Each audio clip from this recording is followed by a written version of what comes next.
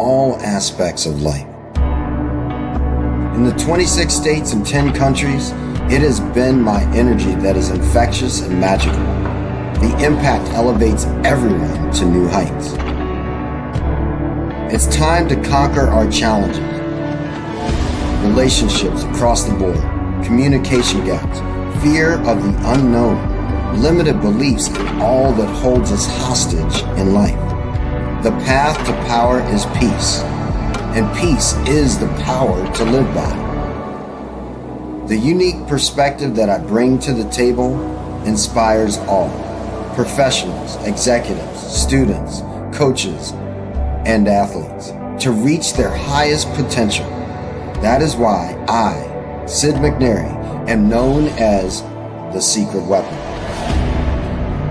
Whether it is tackling mental health issues, success in business, or winning at life, every moment counts. Get ready to receive the tools to win. It's time to win at everything. Let's connect today. Peace. All right. Yeah, I love this. I love my life. Like, I'm just loving being able to be engaged with people. And thank you for those tuning in and all the people that are listening and all those things.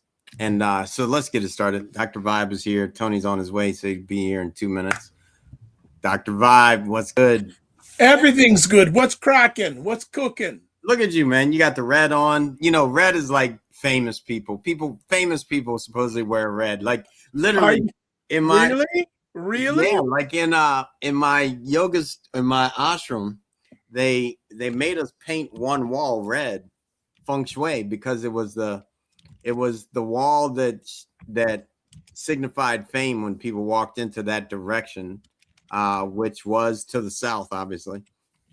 And so we put all the teachers' pictures up on that wall and all types of stuff. And here you are on red, big red day. So what's going on, famous guy? You know, no one's ever called me a famous guy. I don't know if it's been infamous or famous. No, everything's going on. We're just hanging out here. You muted yourself. Did I mute you? No, you muted yourself. I muted myself. Sorry about that. And look, I've done over 6,000 of these things, and I still mute myself. So it's all in the game, right? No, you asked what's going on. We just had another like 3 or 4 inches of snow in Toronto last night. So it seems that winter is not letting go. It's been quite an extended winter up in the Toronto area this year, but it's okay. It's all right. Actually, I went to the doctor this morning and I left and I came back and said, "Oh, I don't have my water bottle." And I didn't spend time taking a deep look around the house. So I went there and I say, I'm going to be late. Sid's going to be mad at me. Came back, did like a 2-minute look, and it was there. So I'm going, you know what? So this is one of the things, not being at peace. So when I'm not at peace, the little things or the obvious things I forget. Right. So I think leading into your conversation today about, I think being a man is being at peace, but also when to be, and I don't mean in a physical way, but also to when to be at war. Yeah, to be going after it. I mean, you know, the one thing that I would say is like, and this is something that, all right, I asked ChatGPT, I asked it this question. Give me 10, this was the prompt, 10 things that I may not know about myself that I need to know. 10 things I likely don't know. And one of them was, eventually after we went through this rabbit hole, was to get okay with time, because that's not a real thing. And so like and it shows up today, like you were right on time. Tony's on his way. I had a meeting that I just got in right before you. Right. So that, hey, yeah, I wiped my brow when I saw, he hasn't started or he just started. I'm going, good. Right. Like it's perfect. It's perfect timing. And I'm not sure how to navigate that 100%. Right. Like in the sense that, do I just, I'm just going to be the free Willy, like, you know, But it's yeah, it's interesting that way, because I think we can get caught so much on this time thing that we actually miss moments. Yeah, well, and it's so good to see Erin. Yeah. Wonderful. Hope her and her family are doing fine and safe. Long time no chat. So many things that you laid down there for us as men, because on average,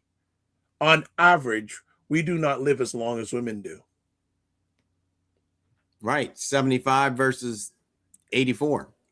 And one of the things that one of the many friends that I've had on one of my shows said a long time ago, that time never lost a fight. No, it's the number one killer. Like, we worry about all these other killers, right? Cancer, heart attacks, all these things.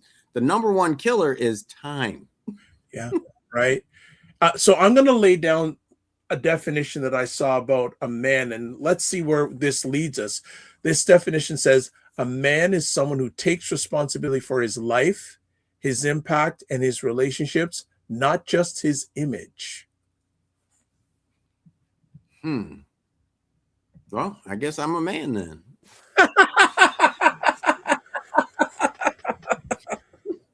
I mean, I do take responsibility for my impact, right? Like, and I like that definition, because I really wasn't sure how to define it when I look at, okay, when I was a boy,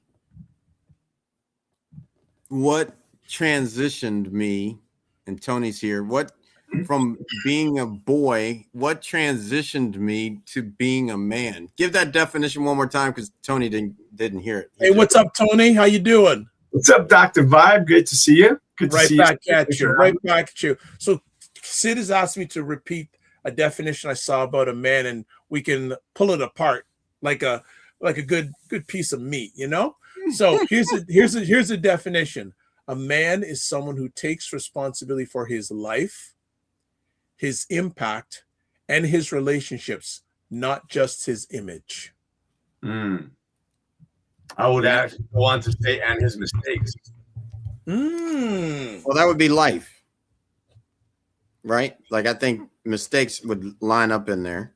You would, but there's plenty of people that would dissect that away, because we're living in a bit of a victim society, which kind of affects the very thing we're talking about, right? The everybody who's always a victim of somebody else, that is not a masculine trait, as an example, in my opinion. Well, right. Okay, great. So then victim is not manly. Well, no, fake victim. There's real victims. And you've heard Jason Cisneros talk about this quite often. There's real victims in the world. There's real victims of oppression. There's real victims of slavery and torture and abuse. And there's real victims. And there's a whole bunch more people, like multiples of them, that feel they're victims, even though they're not victims at all. Right? Or they're victims in the mildest way possible, but they still want to compare their victimhood to the people that really got injured, that really, my hangnail isn't equivalent to your leg amputation. It just isn't. I'm in pain. So are you. It's not the same thing. Right?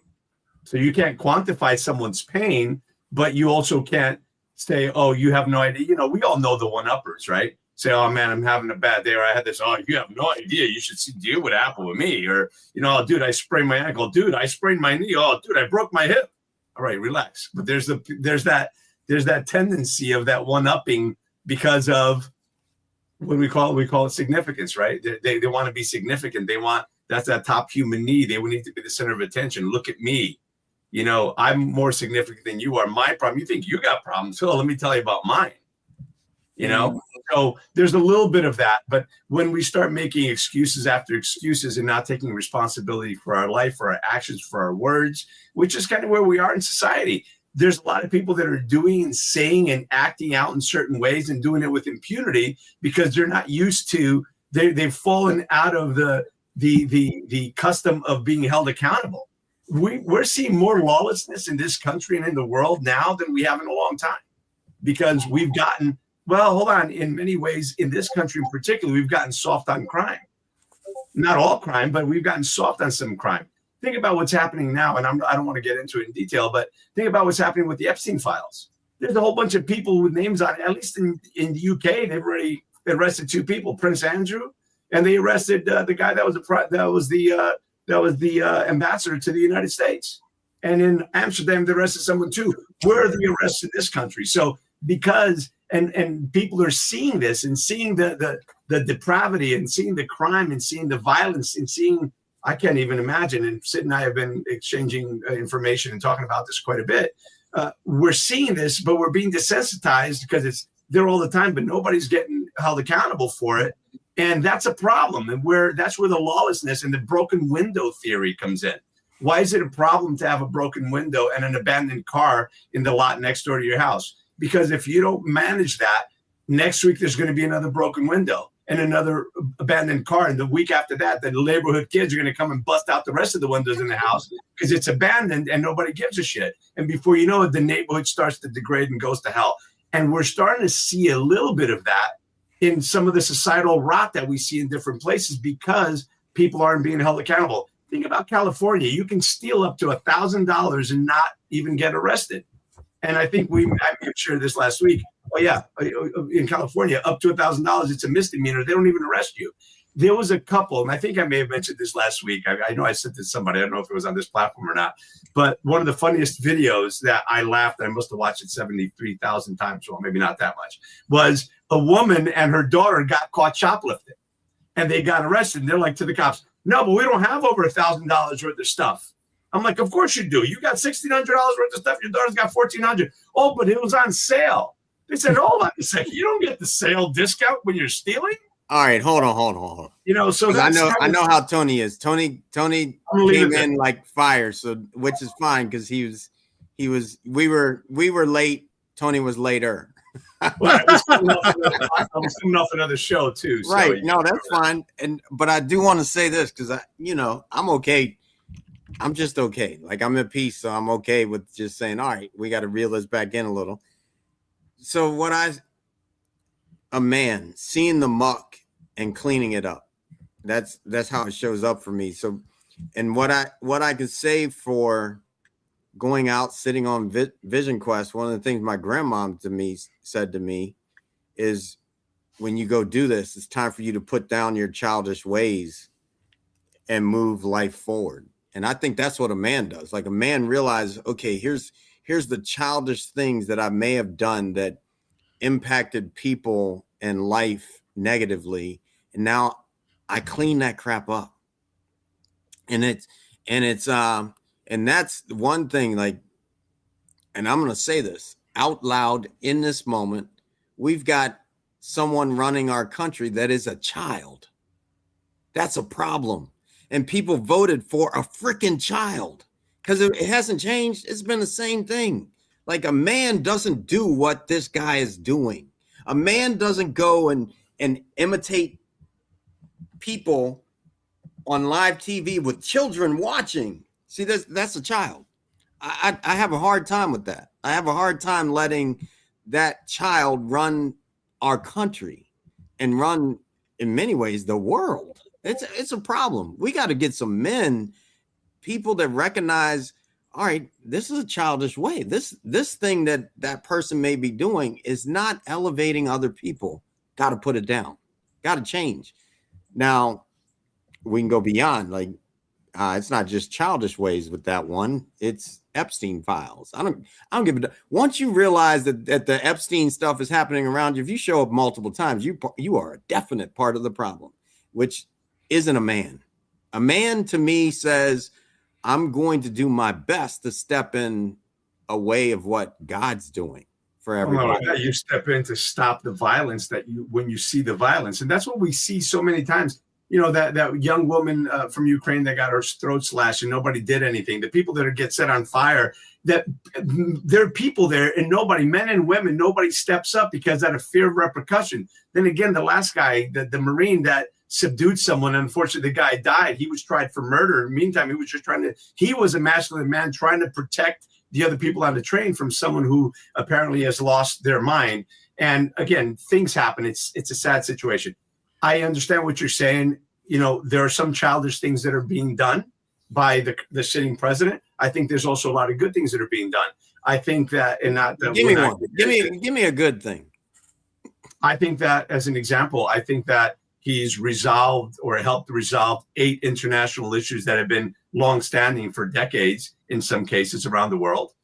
8 of them, right? Including. Give me one, because I need to. I have to look. I don't want to misspeak and then look foolish. So, but there's 8 conflicts. The one in Africa, the one between Pakistan and India, the one in the Southeast Asia. Even the situation with Iran and Israel. Of course, that's heating up now again. But there's a lot of things that he did that, I mean, think about, again, I don't want to make this about defending or attacking the president or anyone else. But the reality of it is, we do live in a country that you're innocent till proven guilty. And he's right now the only one that's guilty till proven innocent in all that sphere. Where's the big say that? That's not true. Like, we got people that are innocent in jail, so they weren't proven 100%. guilty.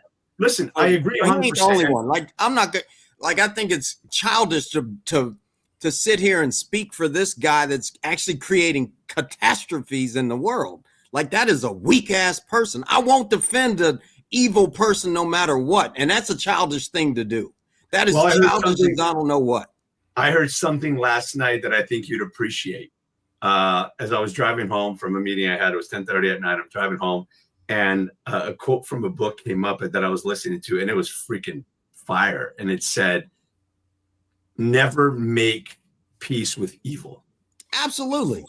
Never make peace with evil. And a lot of people do, right? And they excuse one thing or another. And you heard me say this before. I don't care who's on that list. If they're found guilty, right, they should all swing. Every one of them, whether I'm a supporter or not, they should all swing. And so we need to, and again, we've spoken about this before, Sid, is that we're talking about the pendulum, where right now it's swung so far left that it's in a dangerous place, and people don't understand, that pendulum is going to release eventually. It's going to swing back, and it's going to go to 1 o'clock. And those are both, you don't want to be at 11 or 1. You don't want to be crazy left, and you don't want to be crazy right, because they're both crazy. But the reality is, it has to go and swing the other way. All right, let's get back to the men. I'll come back. We're using a guy that I would never call a man. Listen, forget. I'm not talking about conversation. I'm not talking about the president right now. I'm talking about the state of the world and men not standing up to fight the tyranny and the bullshit that we see around us. So right now it's at 11 o'clock, right? The pendulum is at 11 o'clock, and when it swings back, it has to swing back, and it's going to go to 1 o'clock, which is going to suck for all of us. It's going to be pain for the left, right, and center.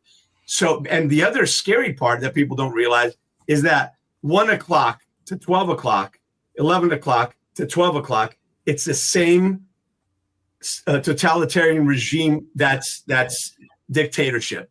And it's a dangerous point that neither of us want to be at, because the extreme left and the extreme right are the same people, you guys. Totalitarianism. It's evil and absolute control. So we can't let that happen. That's why there's got to be checks and balances so that we don't swing all the way to the left. Yeah, but I want to be on this conversation of men, because right now we got somebody that I would 100% say is not a man running the country. Because when it comes to a man that's running a country for me, like running a team, like I really love the Renaissance period. You can have the kings just meet in the middle and fight it out and be done. These people want to hide behind other people. That ain't a manly thing for me. Like, I agree with you. I think we should bring back I'm going to knock your teeth off. If we got a problem, it's going to be real deal. It's on, and I'm going to be at peace with it. Do I have permission to jump in? Yes, go, please. For a second. I want to take it out of the somewhat political sense. I just want to lay out 1 or 2 quotes, and maybe we can chat about it here. So if I have permission to share this here. Go. So let's say this. Healthy masculinity is men flourishing first for themselves, then for their families and communities, developing their skills, agency, and leaving a legacy that builds, not destroys. There you go, right there. Builds, not destroys. And to piggyback on what you said before, Sid, a man has to right his wrongs, apologize, make amends where you can, and then move on and be better, do better. As Maya Angelou said, when you do the best you can with what you know, and when you know better, you do better. Because I think we can change, but you have to want to change. But you can't change without apologizing and making amends for the people that you hurt. Right? All right. So you just said that. And then, so when as a man do I actually hold another man accountable for not doing that?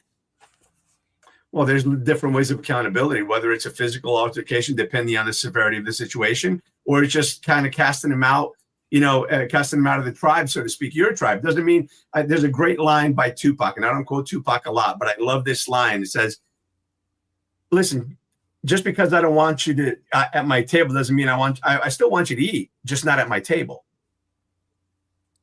Yeah, right? that's sometimes we have to cut people. So let me jump in. We're talking about accountability here, and I can use a real recent example. I wasn't being accountable to Sid by saying, "Hey, Sid, I may be a little bit late," and I own that. And I'm saying that to him first time in front of a whole bunch of people. So to me, that's a thing of lack of accountability, right? Because he's expecting myself to be here, and if I don't tell him that something came up or anything, I'm showing a lack of my accountability to him because he's expecting me to be here. So that's a small thing, but it's a form of accountability. And the first thing, respect. Well, see, and that's the thing. My dad, and I will quote him all the time, he said, even when I was growing up, he says, "Son, I don't care if you're picking garbage on the street. Treat people with manners and respect." And that to me is part of manhood, respect. Absolutely. And manners. Absolutely. Right? And the problem that we have in today's world, in the younger generations, and even people of our generation, because I think we're all probably pretty darn close in age, is the lack of self-respect. And when you don't have self-respect for whatever reason that happened, whatever story that you had in your background, when you don't have self-respect, you can't respect someone else, right? And it shows. So again, being on time or letting people know ahead of time that you're going to be late is a sign of respect or a sign of disrespect if you just don't show up and you ghost someone. Dude, the worst thing you can do to me is ghost me. I better find out that you had a car accident, you got arrested, something. Otherwise, if you just ghost me, like straight out, and not even, at least if you call me later on, bro, I completely, if it skipped my mind, I don't know what happened, I'm sorry. Okay, I'll own that. But if you ghost me completely, don't say anything, or you ghost me 2-3 times in life. I still want to go back because I don't feel like you got answered. When will we hold another man accountable for what you're saying, the respect, the caring about other people? When are we going to hold? Because that to me is part of being a man. I'm ready now. I hold people accountable in my circle. You just offended one. He's not in my circle. Yes, he is, because you voted for him. But I did vote for him, and I'll say that loud and proud. And I hope that he's innocent of that. No, if it's true, he should swing like everyone else. I'm not talking about just that, though. He has done a bunch of unmanly things his whole life, and nobody's holding him. So many. And I'm going to say this, so many people that aren't men voted for him because they aren't men either. So then we got a problem with this non-man running the world. That's a problem. Well, I'll say that we haven't had men running the world in this country. Look at what's happening in Europe, in the UK specifically. There was a woman that but don't run from this. Let's not run from this. I'm talking about this one person. When are we going to actually hold somebody accountable? I don't want to run from it. And I'm a piece of challenge. I'm going to come right back to it. I just read something an article this morning from the UK that a man violently killed his girlfriend, stabbed her 258 times. Okay, got arrested, went to court. The prosecutor asked for 10 years, only 10 years for stabbing this woman 258 times. The judge or the magistrate, whatever they call him, reduced the sentence to 5 years because his low level of IQ, and he just wasn't accustomed to living in Europe. Absolutely insanity. If anything, you should give him the 10 years and maybe castrate his ass so he doesn't contaminate the gene pool.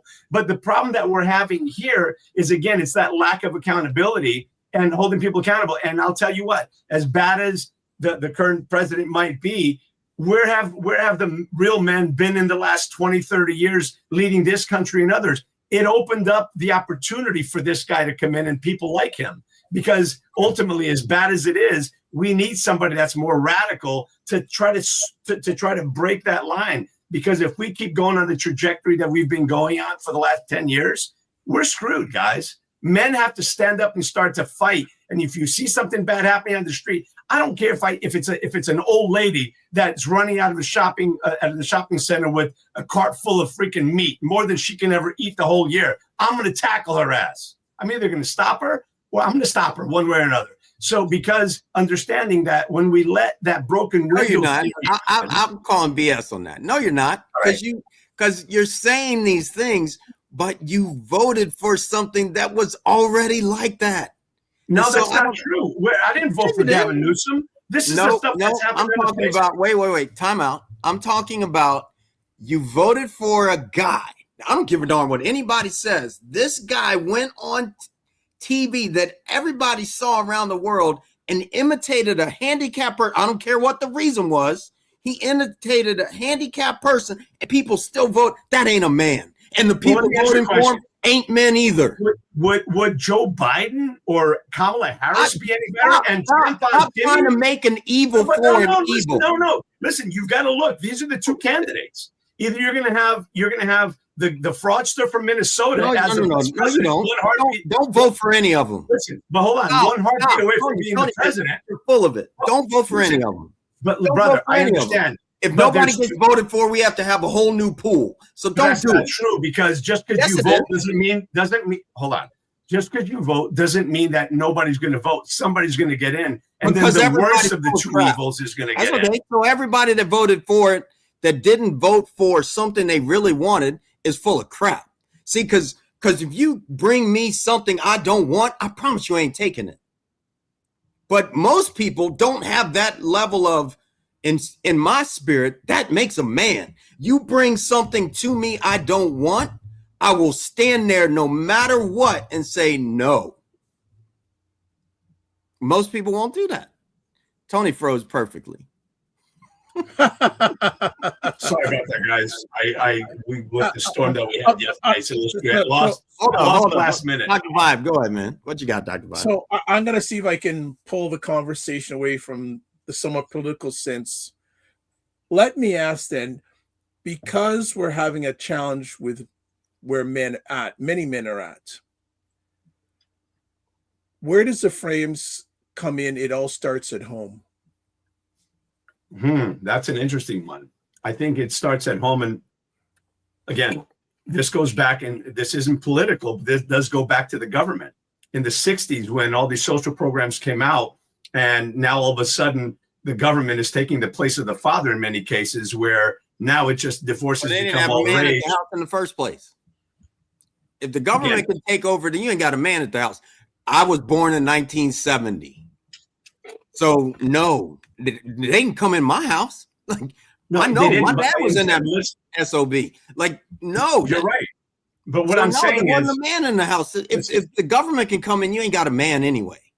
Exactly. But it's the breakdown of the family, of the nuclear family, has been fast tracked by the government by subsidizing single parenthood, by allowing certain amounts of fraud. I was speaking to somebody today. There's a big community in. But we got to get to the root, though. Like, the root says it isn't because of the government. It's because the people weren't there in the first place. Because the fathers aren't home. Because the fathers just up and take off and leave. But that's not true, though. Like, in a lot of cases, some it is. Did, but that's not all cases. Because my dad was there. No, you're right. Dr. Vibes was there. Your dad was there. Like, so it's not like we can't even really have that conversation in this space because all three of us had dads in our lives. Listen, we started having this conversation last week, and we started also tapped on it 2 weeks prior. And it's not a necessarily popular conversation, but this is fact. Everybody can look this up. In the 60s, when divorce started becoming a thing, the mom was home watching and taking care of the kids. That was her full-time job, which, by the way, it's an honorable job. And I respect every woman that is a homemaker that's raising children 100%. And that is a real job. It's one of the most important jobs. So you'd had a lot. The traditional setup was the wife was home raising the kids. The dad was going out to work. Things are obviously a lot different. The salary could afford to buy you a car, buy you a house, and everything else. These days, that's not necessarily the case for the average salary. But what happened is mom's untrained. dad start taking a liking to the secretary or to someone at work, and before you know it, poof, they're out. They're leaving the wife, the kids, the mortgage, the rent, whatever it is, just walking away and taking off with the new gumad, right? With the new girlfriend and taking off. And now you have a woman that had to do whatever that it took to feed her kids, to the point of whatever. And you fill in that blank, whatever that was, whether you're bagging groceries or you're walking the street, whatever people had to do to feed their kids. Not saying right or wrong, but that's what happened. And eventually, no, because we're not using our brains here in this moment. And this is why I say that. You just said about divorces in the 60s. So I said, all right, let me go ask really when is so I said, when was the first divorce? 1760 BC, before Christ. Right. Babylonian men divorced their wives. And then you had dads that came along on the way. Listen, so when did it become bullshit excuses? No, hold on. When did it become culturally acceptable? It was in the 50s and 60s. That's when it became culturally acceptable. Listen, we don't have to argue the fact. Of course, there's been divorces all the way back. There's been all kinds of shit all the way back. But for the sake of argument, let's just stay with me. 50s and 60s is when divorce started really becoming a thing in the United States in particular. So the man would leave. The woman is struggling. She turned to the little girl, don't you ever rely on a man. So they're masculinating the women. They turn to the boy, says, don't you ever do that to a woman. And the little boy, out of fear, kind of shrinks down a little bit. The girl builds up a little bit. That's when the masculinization of women and emasculization of men started to happen. I'm not saying, again, this is fact. This has been research done on this. And that's when it started to happen. And now you have a lot of women. I just watched something yesterday that, the reality of it is women can do a lot of things that men do, and men can do a lot of things that women do, but men can't do everything a woman does, and women can't do everything a man does. The average build man, average age, average training, whatever. Back to the topic at hand, because you keep going down these rabbit holes that aren't real. Like the first divorce in America was 1639. I didn't say it was the first divorce. And they still had freaking people that became men. Let's get back to the conversation, which is, where are men? What makes a man? Because you keep going to what doesn't make a man. No, I don't want to go to what doesn't make a man. The whole conversation is what makes a man.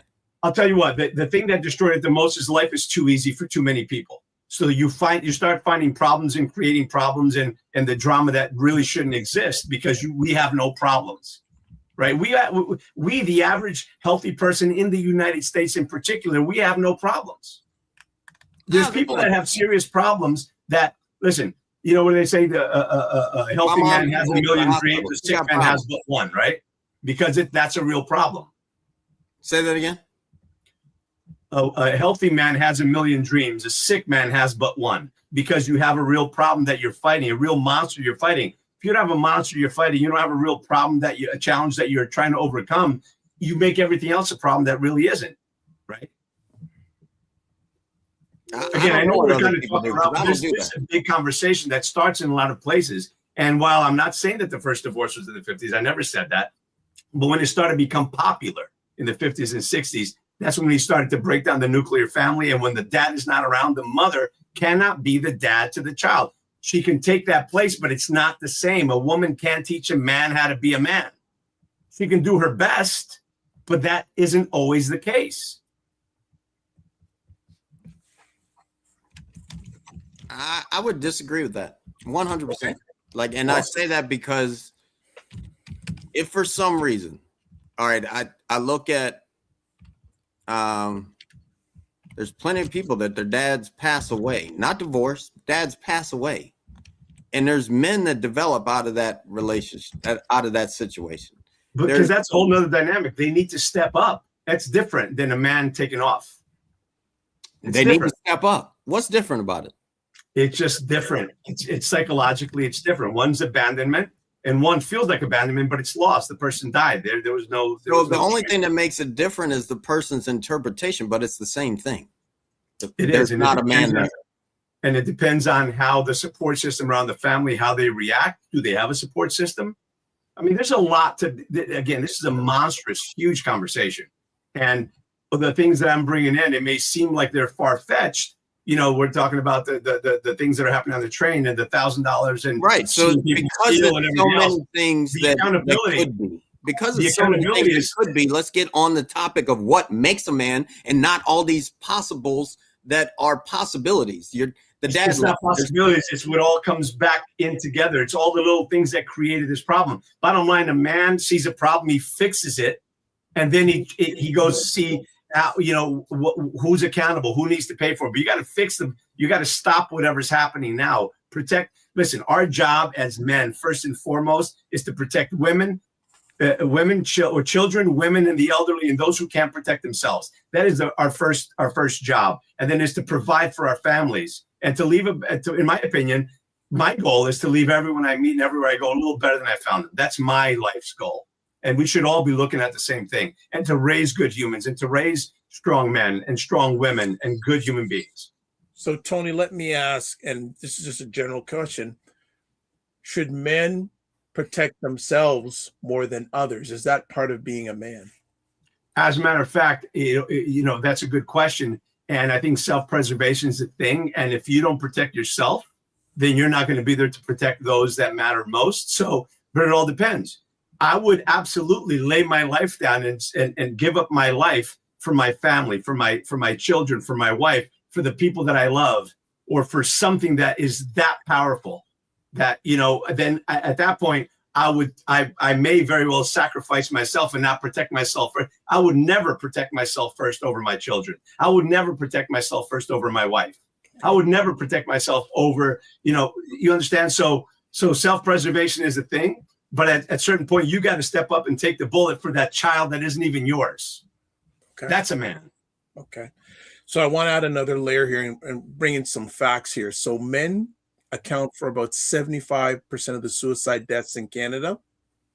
And a recent survey found that 1 in 2 Canadian men feel socially isolated, with 73% of men living alone reporting isolation. In the US, men die by suicide 4 times more often than women, and almost 1 in 10 experience depression or anxiety, and yet less get half treatment.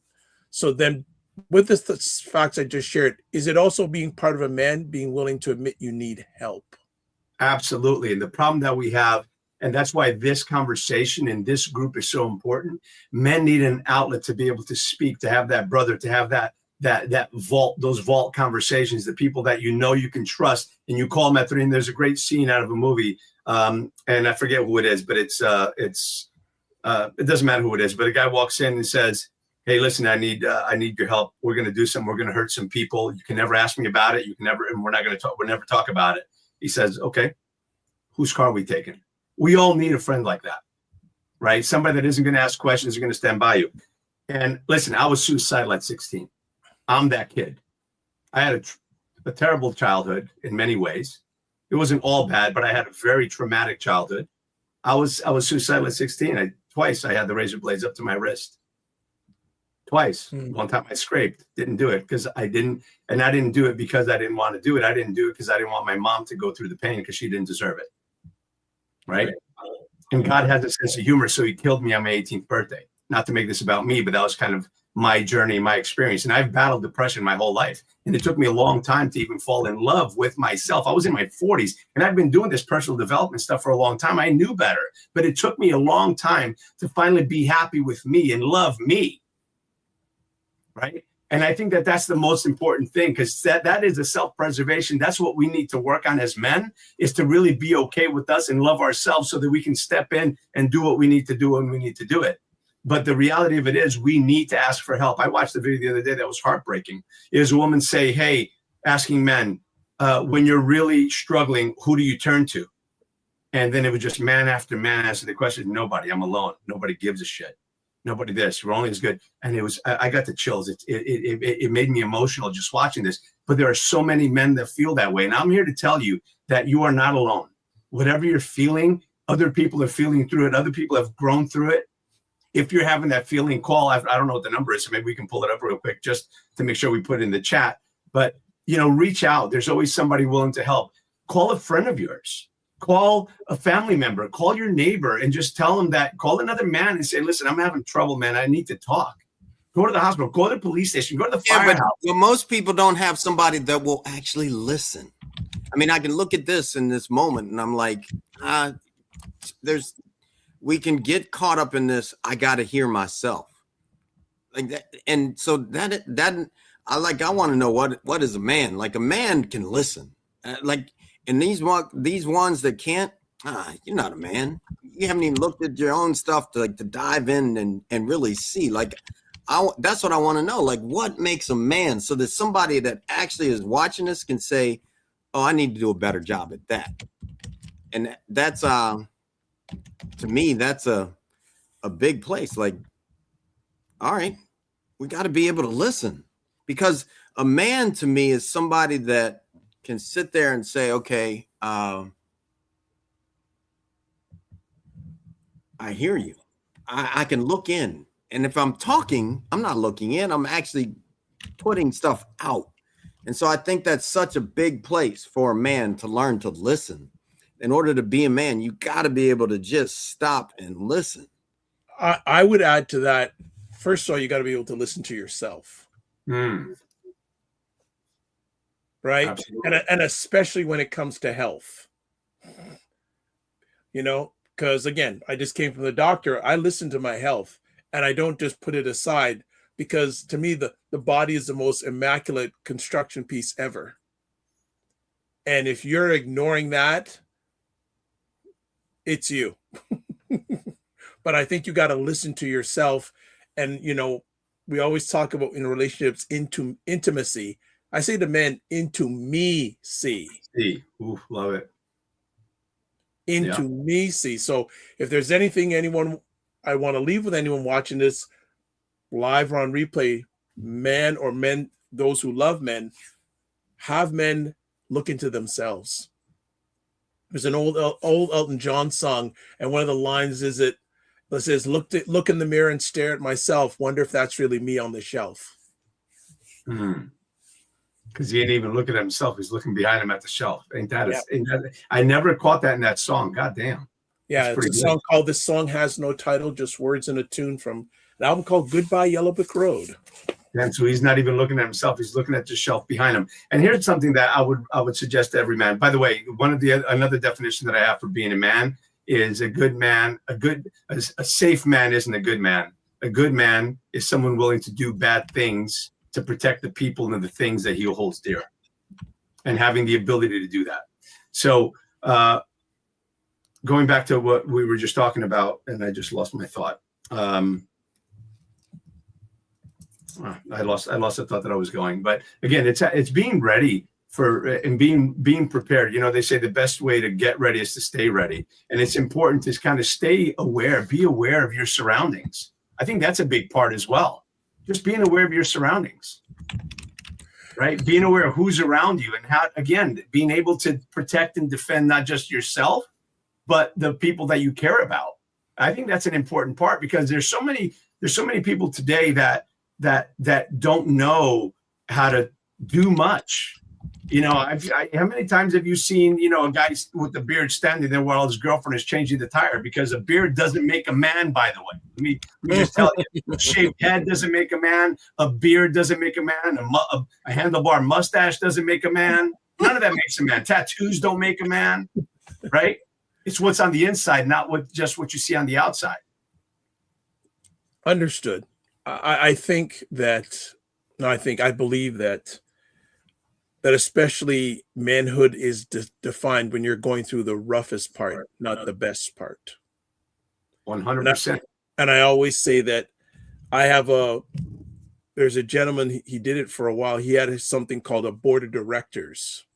And what he did this for about 3 years. And every month he would get us together and he would share everything that was going on in his life. And he would take our thoughts and comments. So even if a man has one member of their board of directors, that's a start. Yeah. And we need that. I have a weekly, aside from being on a call with a couple of guys, including Sid, most mornings, I have a weekly call on Thursday with two of my brothers. And we just talk about life, and we talk about what's good, what's bad, relationship, health, business, money. And they're playing at a really high level. And I think that's important. We all need that. Right. We all need that in our life. We were built for relationships. Yeah. And you got to watch your circle. Make sure that the people that are in your circle the one thing that I'm going to say this loud and clear: don't take advice from anyone you're not willing to switch places with. That isn't living the life that you want to live, because they're going to give you advice on something they have no idea about, right? All right, I'm going to add this into this our way of being. And I think if people took this off of like a platform like this, it would actually cause men to be more elevated. Not just be a man, but it would cause men to be more elevated in their way of being, which would be like when we have the talking stick in the my people's ways. If you had the stick, you don't get the stick back when you pass it. You don't get it. It can't come right back to you. You need to sit and actually listen and feel into yourself before commenting, before getting the stick back. And I think we need to do that here, because I think there's something to a man can think twice before freaking speaking. Because I really look at that. Like even when I watch older people that I don't know if you're a man. I'm not nobody here. I'm just saying I've seen older men that are very reactive, and that ain't a manly way. Like not for me. Like that just doesn't make it up for me. Yeah, reaction is bad. So response is what you need, right? Because a reaction usually is bad because it's something you do at the peak of emotion, and you shouldn't make any important decision or any important action at the peak of any emotion, high or low, because it's usually crap, right? You need to kind of get neutral before making an important decision, whether it's out of fear or whether out of ecstasy, so to speak, the two extremes. If you make an important decision done at any one of those two extremes is usually the wrong one. So it is important to be level-headed and train yourself to respond and not just react. And many of us are reactive. One of the things that's happening, I think, in society as well is one of the most important things that men need. They need to feel appreciated and needed. We need to feel appreciated and needed. And in a society where, again, masculinity has been under attack for so many years, and I know that some people agree with that, some people don't, but the reality of it is, this is what we're seeing. That's why we see so many feminine men, especially in the younger generations, that they're so effeminate for one reason or another. And it's because, you need to have a utility. If you're not useful for anything, you don't have a skill to trade, and you're not, you're just kind of meandering through life. You don't have any goals or ambitions. It messes with your masculinity because you don't feel needed. Men need to feel needed, wanted, and appreciated. And usually the ones who don't are either playing small and they dim their light to fall to fall in line with what they're being told, and other people just reach out, overreact and do dumb shit. So anyway, it's a great conversation. I will jump here and just give a suggestion. There's an acronym called HALT, HALT. And I just put it out there as a suggestion for men. Never make a decision when you're hungry, angry, lonely, or tired. Again, to exactly what I said. That's hold on. No, time out. Like we're gonna execute this thing. You can't talk because you just talked. I was giving him kudos. That was awesome. Well, you can't. You got to wait till. Wait a moment. Get some kudos. Wait a moment. Well, okay, go ahead. All right, I talk now. Tony, go for it. No, that was it. That's the peak of emotion. Those emotions they'll trigger you. If you're really hungry, you're angry, right? Or you're angry, you're at a peak of emotion. You're lonely, you're depressed, you're at a low of emotion. You're tired, that tends to be at a low emotional state as well. So again, this is HALT, but I love it. I've never heard it said that way. And I think, and I know we'll have this, and this is weaving throughout our conversations. I'm going to suggest we have a conversation about the male loneliness crisis. Mm. We need to have just a whole show on that. There's a male loneliness crisis. And I know Tony's nodding his head. He knows it exists. I'm sure Sid, I'm sure other people here, because there's just a lot of men out there that are screaming and nothing's coming out. And when something does come out, going back to what Tony's saying, it's that extreme case. and things have been pent up inside. One of the questions I love asking a man that I haven't met, I ask him, how's your heart? And many of them will tell me, oh, well, I work out 2 or 3 times a week. I said, that's not the heart I'm asking about. And when they look at me, they go, what do you like? They're going, what are you talking about? How's your heart? I love asking men, is there a dream, goal, or desire you've never achieved and you've given up on? What have they given up on in their life? Because I think there's a lot of men out there that are very suppressed internally. I'll just leave with that. Well, the thing that comes up for me with that is, I just look at, I've tried posting 988 for the U.S. suicide link on YouTube. I tried posting it as Canada's 988 on YouTube. These are all rejected. I even tried doing your HALT acronym. It rejected it. It's not just like what is that? Like, I'm looking at it and I'm like, dang, are we really that suppressed that as we're sitting here, what do they only want catastrophe set out? Like, what's going on here that's the way it is? That's weird. I'll let Tony go ahead because Tony wanted to share. Go ahead, Tony. So, what I wanted to say, and, first of all, nothing is lonelier than being in a room full of people and still be lonely, or be in your house sitting at the kitchen table being lonely, or laying in your bed with your significant other and still being lonely. That's the loneliest place you can be, is being in bed with your spouse or your significant other and feeling alone. That is the worst pain. It's worse than being actually alone, right? That's number one. Number two, I want to share again a clip, a video of an interview that I saw. Now, this will take less than a minute, and it's a man interview a woman about relationships.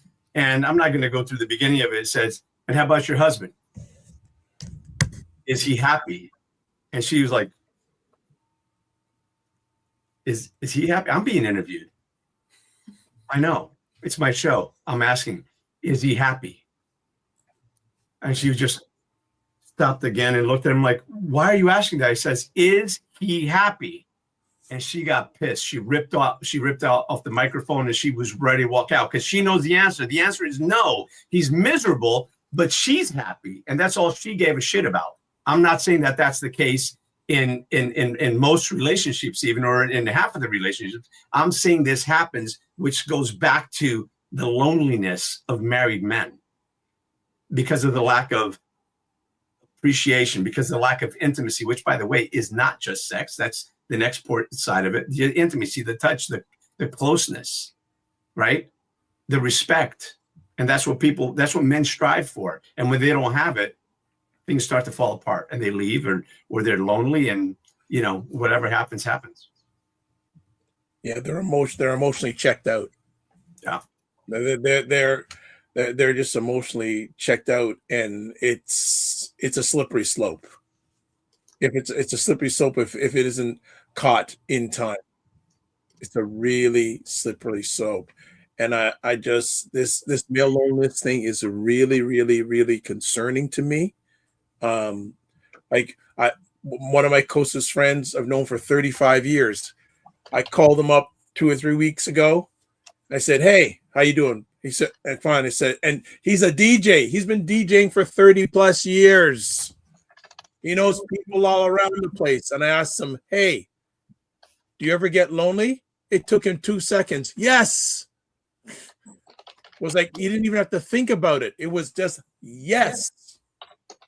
So when I see someone who I've known for 30 plus years, who's out there in the public a lot, telling me he's lonely, that's a bellwether for me. And that's not a statistical thing. That's personal experience thing. Right.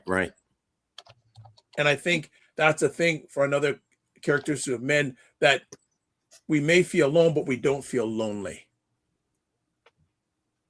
To me, there's a big difference, right? So yes, we all need our times of being on our own, etc. But we can reach out to somebody. Again, I use the example the 3 a.m. call. Can you make that 3 a.m. call? Because if you're trying to do it on your own, I'm seeing too many young men go before their time. Yeah. Agreed. Or not taking care of. I've seen men. I've got a friend of mine now that he's in a bad way in the hospital. He had a minor heart procedure, and now he's on life support. Pretty young guy, around 50 years old.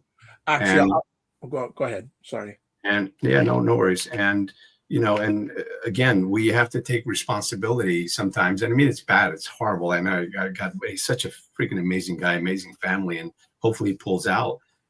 Yet we got to remember to take care of ourselves. There's a beautiful saying that it was a man talking to his wife, and she said, "Well, what do you want me to do?" And I don't know if it was a wife or the man or the husband that said it. It says, "I promise that I'll take care of me for you if you take care of you for me." Stop trying to. It is about taking care of each other, but if I'm taking care of you, but I'm not taking care of me, I'm dead 20 years before I should. Was it good that I took care of you and pampered you? Now you're not ready for me to leave 20 years early, and now you're living without me. So it's more important to take care of me. I tell my wife, I used to say it jokingly, but quite serious. I said, "Babe, I need you to take care of yourself. I need you to be okay." And it's for jealous reasons, because I need you around to take care of me and the kids, right? And I say it in a joke, but it's absolutely true. 100%. I need her to take care of herself so she can be there for me and with me till the day I die. And I want to take care of me for her, so I can be here as long as I can for her. Yeah. And that means for our friends, for our family, for our parents, for our nieces and nephews and grandchildren. And you understand, that's what we need to focus on, is taking care of ourselves so we can be there to take care of those that really mean something to us. Because what difference does it make if I take care of her, weight on her hand and foot, if I'm gone in 6 months? Well, yeah. Yeah. I think for men and those who love them, for many men, a shift happens when you hit 30 years old. A shift happens because you're not a young guy anymore, but you're not an old guy yet. And then you get into the 40s and 50s, you have that midlife crisis thing. And there'll be some guys, "Oh, well, I want to do this because I didn't do that because when I was young, I didn't have a chance," etc. But the most valuable thing, as Tony said earlier on, the most valuable thing a man has is time. And as you get older, like I will tell you honestly, I know that I'm on the back 9 of my 18 holes of life. And that we don't, I don't see them that much anymore, but they have those calendars that have the boxes for each day. I challenge men, what are you putting in that box each day? What is that? My dad is still around, and I asked him a few years ago, I said, "Dad, is anything on your mind?" I think this is a great example of manhood. He says, "Well, the only thing I'm concerned about is, did I do enough for my kids, or have I done enough for my kids?" That just went to me. Like at his age, saying, "Did I do enough for my kids?" For him to even think about that means that he's still thinking and caring about that at his age, where all his kids are grown, but he still has that care in him at that age. Yeah, I look at just all I can really relate to is my own life and how it's shown up for my dad, or how it shows up the people in my life. Like I can somewhat relate to you all because you're in my life and have been for years now. Yet what I know is what's right in front of me, right? And I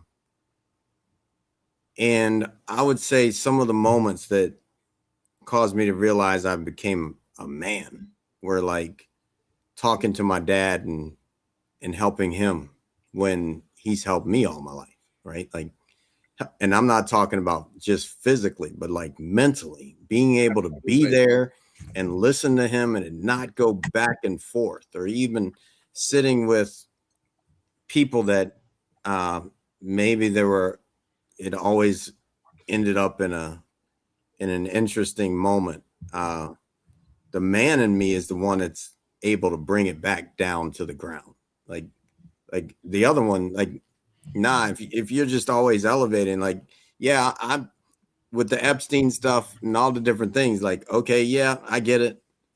But can the man in me, can I actually help someone live well, even in the midst of their crap? Can I actually, the man in me has been able to take people that are, I had a guy that was in training with me that was 15 years in the hole, 8 of them in solitaire. And to actually help him navigate the world, that was the man in me. Because otherwise, like the other one, the other side of me that's very easily accessible, we would have been fighting. And then we became so close. It was like, even someone once challenged me. He's like, hey, man, you don't say that to Sid. I will kill you. I was like, hold up. No. Let's get back here. And it's like, I think that as I look at it in this moment, like that's something that makes a man. You don't just keep making things amok. The man, the warrior in me, this is what allows me to have peace. I know I'm so strong that I can have peace even as it gets hostile, because I know I'm gonna come through it.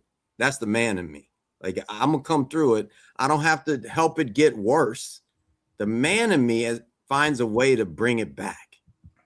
And I think that's, as I sit here and listen to a lot of what's been shared, that's what's showing up in my heart. Like, the man in me is the one that can clean it up. It ain't the one that makes it worse. I love it.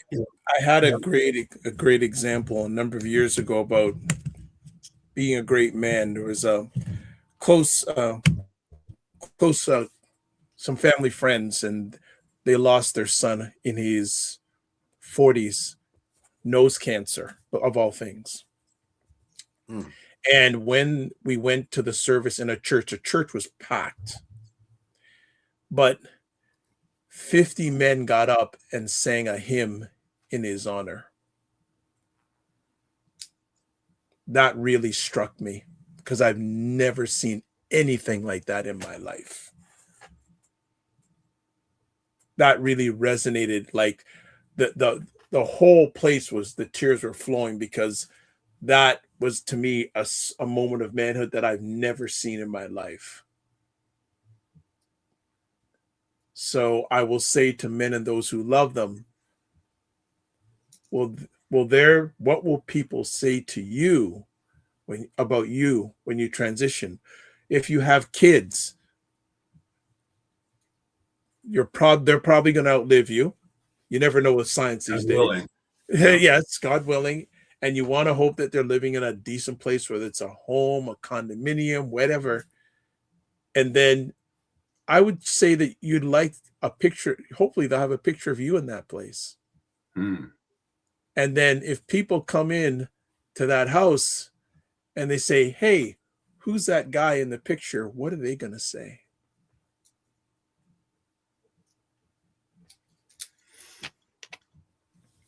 Just a thought.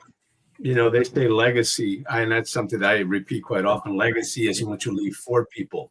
It's what you leave in people. I agree with that. And you know, there's also another thought and another way of thinking, or another saying that says that we spend our lives gathering guests for our funeral.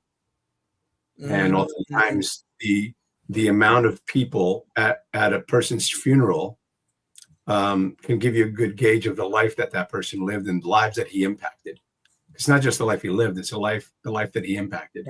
Yeah. And I've been to some funerals that were very sparse, and I've been to some funerals that were, you know, beyond anything that you could imagine. lost my brother 2 years ago, and that was one of the probably 3,000 people for 4 or 5 hours. People just didn't stop. It was like unlike anything I've ever seen. My condolences, Tony, to that. My condolences to you. Thank you. And he was, he didn't accomplish a lot of great things in life by the standards of many people. He made his mistakes, but he impacted a lot of lives in a good way, man. He was such a good dude. And, that kind of leads to the next thought is that getting old is great. Aging sucks, right? That's kind of a funny way of saying it. Getting old is great. Aging sucks. But everybody that died yesterday had plans for this morning.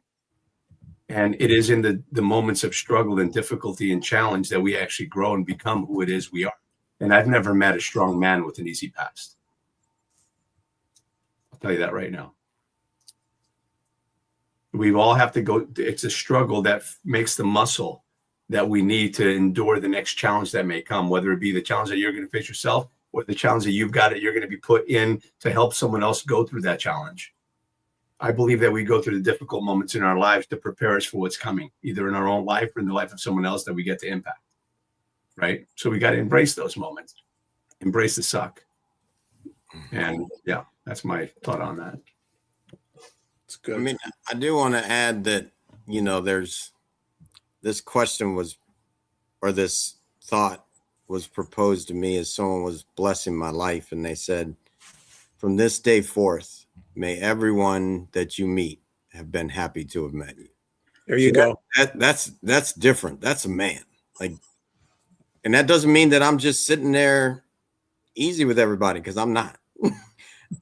But at the end of the day, I hope that everyone can look up, and I can think that kind of goes towards the funeral space you've been talking about. Like, people that are happy to have met you show up at your funeral. There you go. Like that. Yeah. That's real. That's real man talk to me. Like, if a little kid is watching this, is like, all right, you're a man when even the drug dealer on the street that I just went and talked to and actually sat there and really saying, hey man, this isn't good enough. Now, if I go to war with them, they ain't gonna be happy to have met me. But if I go and I actually sit and talk and pour into their heart and bless their life and lift them up, and then all of a sudden they walk away from it, they're like, even if they kept slinging it, they would remember that person, and eventually that seed would be planted that grows and creates a shift. Like a man, to me, a man versus a boy. I'm going to say a boy, not that a boy is bad, but a man is somebody that elevates the space when they walk in. Like, the space is blessed because that person walked in. When it's somebody that is less than a man, I'll say it that way, because a boy is not a bad thing. When someone is less than a man, they walk in and it's like, damn, that wasn't it, man. Something got missed when that person came in. I'm just, as we're talking, it's just landing on me like, all right, these are the things that make up a man. Like, a man strong enough to walk into a hurricane and calm the hurricane down. The less than a man gets swept up by the hurricane and just gets involved with it. And you could take that on every level. Like, when I was less than a man, the man I want to be, I was in relationships and the relationships fell apart. I am a man and I'm in this relationship with my wife, and I see her smile every day. That's real talk to me. Like, I know what it was like to be the chaos in the house. And now I can look up and say, yeah, I got all these pictures sitting right in front of me of her. Like, every one of them, she's smiling. And I told her that when I married her. It was like, hey, look, I just want you to know, the rest of your life, as long as I'm in it, I want to see you smile. It's powerful. That's real for me. Yeah. Love it. I love that. I think it's a call to action for each one of us, that if there's people that we really care about, we need to tell them that. Because I was watching something a few years ago with The Rock. It was a great because I don't usually watch TV. And one night I was just flipping channels, and I think it was on an Oprah thing, and he was just sharing for about an hour or hour and a half about his life. And at the end, he said, they asked him, what do you want to leave men with? And he said, lead with love. And and he was really tearing up because he didn't have the greatest of childhoods. His mother was mentally unstable, let's just put it that way.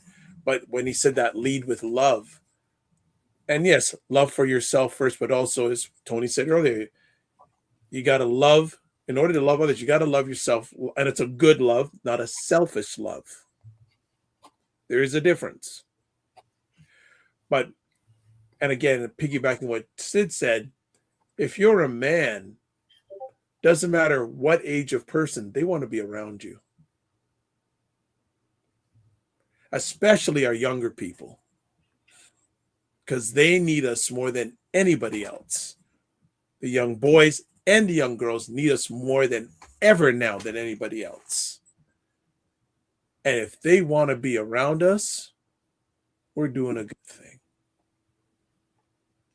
Can be your own kids, can be someone else's kids. They want to be around you, and you want to be around them. It's two ways, because if they'll tell if you don't want to be around them. They pick that up. You can try to cover it up, but they sense it. Yeah.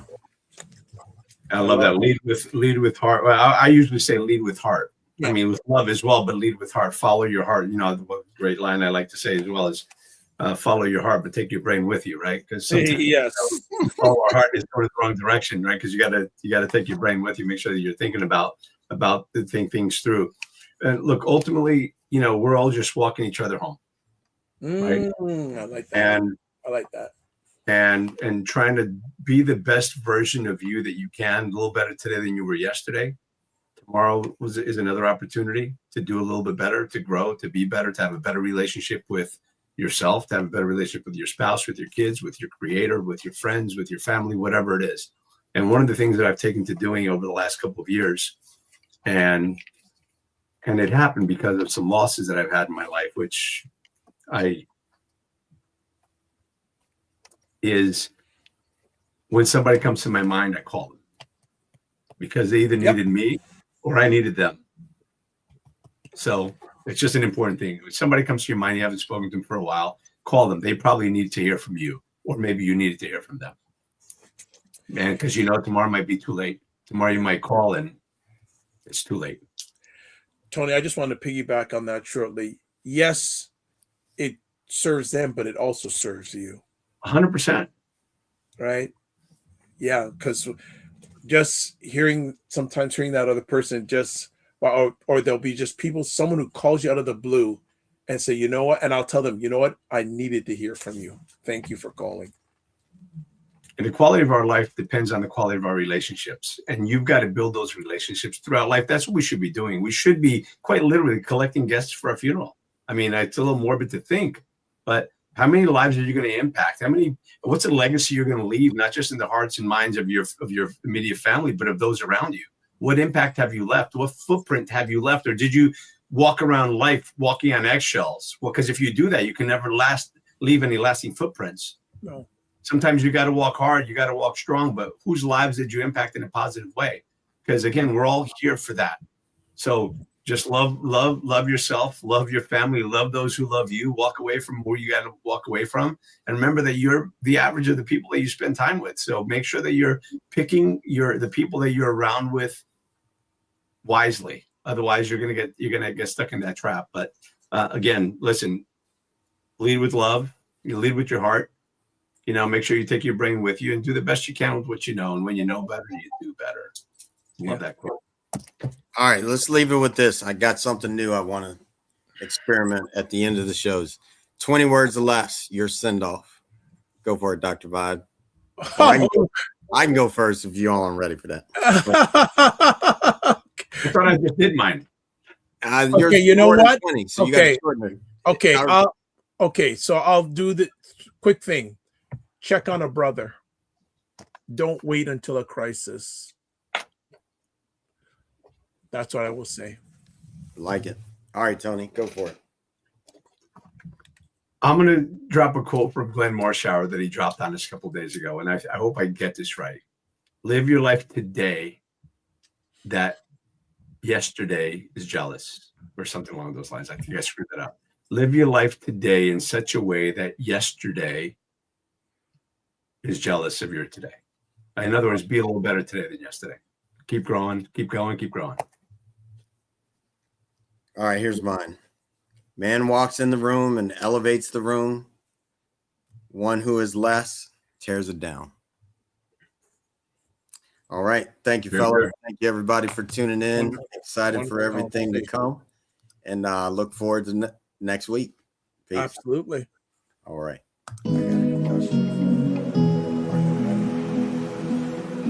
I've been at peace for so long. It seems like I've been sitting all alone. Would you know when the crew is coming through? They're the ones that will make anew. Gotta go, gotta flow, gotta choose the truth. We the ones that will raise the roof. Let's roll up and throw down. Let's go and feel the sound. Good vibes, one try. Can you feel me now? Be you, be me, be free. Go and take it till we bounce the beat. Take it to the streets, make 'em move the feet. I can slow it down, look in my eyes now. Just like you two want it fast. Spread them wings and make it last. God was the one to erase the past. Time to bring it forward and see the forecast. Did you hear it? Did you hear it? Lift your dreams and fill the glass. Did you hear it? Did you hear it? Lift your dreams and fill the glass. That was God's broadcast. That was God's broadcast. Time to embrace the peace. Time to embrace the peace. Time to embrace the peace.